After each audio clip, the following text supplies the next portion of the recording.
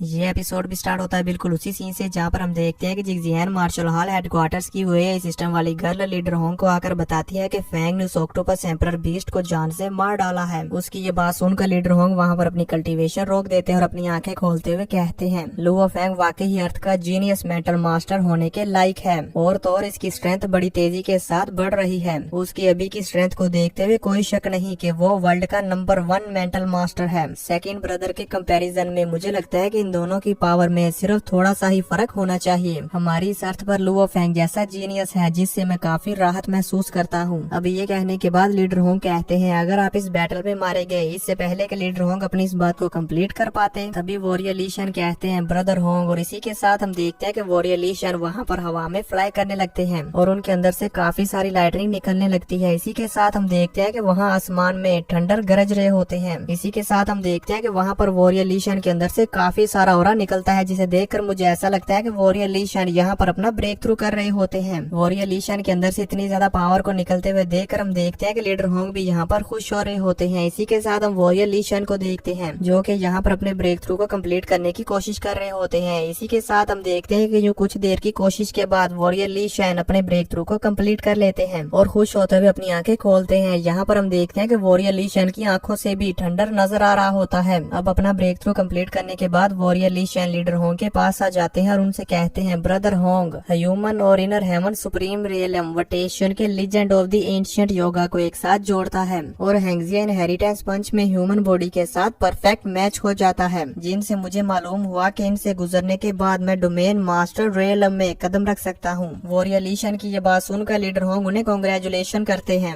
अब वॉरियर ली शन खुश होते हुए कहते हैं ब्रदर होंग, आपने उस गोल्डन हॉर्न बहमूद के साथ अकेले फाइट करने का प्लान बना लिया है, लेकिन हम दोनों कई सालों तक ऐसी सिचुएशन में जीते और मरते रहे हैं, तो इसलिए इस बार भी मैं आपको अकेले लड़ने नहीं दूंगा। यहाँ पर हम देखते हैं कि वॉरियर ली शन ये काफी सीरियस होकर बोल रहे होते हैं। वॉरियर ली शन की ये बात सुनकर लीडर होंग के चेहरे पर भी स्माइल आ जाती है और फिर वो कहते हैं गुड, चलो मिलकर लड़ते हैं। लीडर होंग की ये बात सुनकर वॉरियर ली शन खुश हो जाते हैं और वो उनके कंधे पर हाथ रखते हैं। इसी के साथ व्यू चेंज होता है और हमें मिलिट्री कंट्रोल रूम का सीन दिखाया जाता है जहाँ पर हम देखते हैं कि कमांडर लावली लुओ फैंग को उन सभी सी मॉन्स्टर्स की तरफ जाता हुआ देख रहे होते हैं। इसी के साथ व्यू चेंज होता है, हमें किसी सिटी का सीन दिखाया जाता है जहाँ पर हम देखते हैं कि 2 एयरक्राफ्ट बड़ी स्पीड के साथ कुछ वाटर मॉन्स्टर की तरफ बढ़ रहे होते हैं और फिर वो वहाँ पर पहुंचकर पानी के ऊपर फ्लाई करने लगते हैं। इसी के साथ हमें उस पानी के अंदर का सीन दिखाया जाता है जहाँ पर बहुत सारे वाटर मॉन्स्टर्स होते हैं और ये सभी वाटर मॉन्स्टर एक वेव के रूप में दूसरी सिटीज पर हमला करने के लिए जा रहे होते हैं। अब जैसे वो एयरक्राफ्ट उन वाटर मॉन्स्टर्स के ऊपर फ्लाई करने लगते हैं तो कमांडर लावली उन्हें ऑर्डर देते हैं और कहते हैं रिलीज लिक्विड मेडिसिन नंबर 12।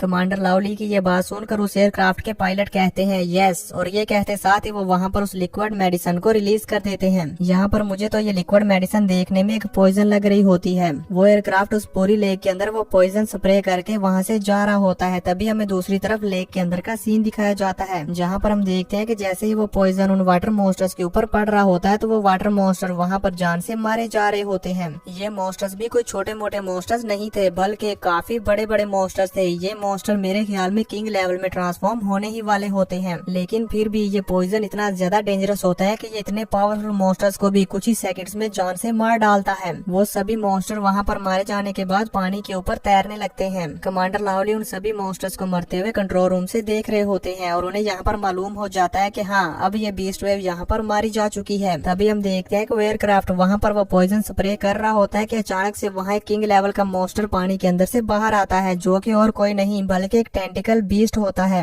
वो टेंटिकल बीस्ट अपने बड़े बड़े टेंटिकल्स के साथ उस एयरक्राफ्ट के ऊपर अटैक कर देता है। यहाँ पर हम देखते हैं कि वो एयरक्राफ्ट वाला पायलट बड़ी मुश्किल के साथ अपने एयरक्राफ्ट को बचाकर वहाँ से बचकर भागने में कामयाब हो जाता है। तभी हमें दूसरी तरफ कंट्रोल रूम का सीन दिखाया जाता है जहाँ पर हम देखते हैं कि कमांडर लावली उस एयरक्राफ्ट को इस तरह से उस टेंटिकल मॉन्स्टर के बीच बचे हुए देखकर घबरा जाते हैं। अभी कमांडर लावली जहाँ पर परेशान हो ही रहे होते हैं कि तभी उनके पास लुओ फैंग की कॉल आती है जो कि उनसे पूछता है अभी वहाँ की क्या सिचुएशन है। कमांडर कमांडर लावली उसे बताते हैं कि हमारे प्लान के अकॉर्डिंग जब ये सी मॉन्स्टर रिवर के अंदर से गुजरते हुए दूसरी सिटीज पर अटैक करने के लिए जा रहे थे तो हमने रिवर के किनारे पॉइजन छिड़कना शुरू कर दिया। ये कहते साथ ही कमांडर लावली फैंग के कम्युनिकेशन वॉच पर उसे पूरी डिटेल दिखाते हुए कहते हैं कि ये देखो, ये 2 एयरक्राफ्ट हैं जिनमें से एक उन सी मॉन्स्टर्स के ऊपर पॉइजन छिड़क रहा है, जिससे हम जितने ज्यादा हो सके उन सी मॉन्स्टर्स को मारने की कोशिश कर रहे हैं। और सेकंड एयरक्राफ्ट भी यही कर रहा है, वो जितने ज्यादा हो सके पॉइजन देकर उतने ज्यादा सी मॉन्स्टर्स को मारने की कोशिश कर रहा है। लेकिन हमारे लिए ये तो बड़ी प्रॉब्लम नहीं है, बल्कि हम ये जो सी मॉन्स्टर्स मार रहे हैं इनकी डेड बॉडीज की वजह से ये रिवर के अंदर हमारे करंट को ब्लॉक कर सकती है। वो इसलिए क्योंकि ये डेड बॉडीज तादाद में काफी ज्यादा है। कमांडर लावली की ये बात सुनकर फैंग भी समझ जाता है कि वो क्या बताना चाह रहे हैं। इसी के साथ व्यू चेंज होता है, हमें दूसरे कंट्रोल रूम का सीन दिखाया जाता है जहाँ पर हम देखते हैं कि कमांडर जिया मैप देख रहे होते हैं और वो ये देखकर काफी परेशान होते हैं। इसी के साथ हम देखते हैं कि वहाँ पर चाइना के प्रेसिडेंट भी होते हैं, वो भी यहाँ पर ये मैप देख रहे होते हैं। कमांडर जिया चाइना के प्रेसिडेंट को बताते हैं कि इन सी मॉन्स्टर्स की वजह से अमेरिका को सबसे ज्यादा नुकसान हुआ है। वो इसलिए क्योंकि इन सी मॉन्स्टर्स की वजह से आधे दिन के अंदर अंदर यूरोप की 6 बेस सिटीज डिस्ट्रॉय हो गई। इसलिए अब हमें भी इन सी मॉन्स्टर्स के साथ फुल स्केल पर बैटल शुरू करनी होगी। और अगर ये सभी सी मॉन्स्टर ऐसे ही हमला करते रहे और हम इन्हें रोक नहीं पाए तो 2 घंटे के अंदर अंदर जियांगनान बेस सिटी भी इसके अंदर आ जाएगा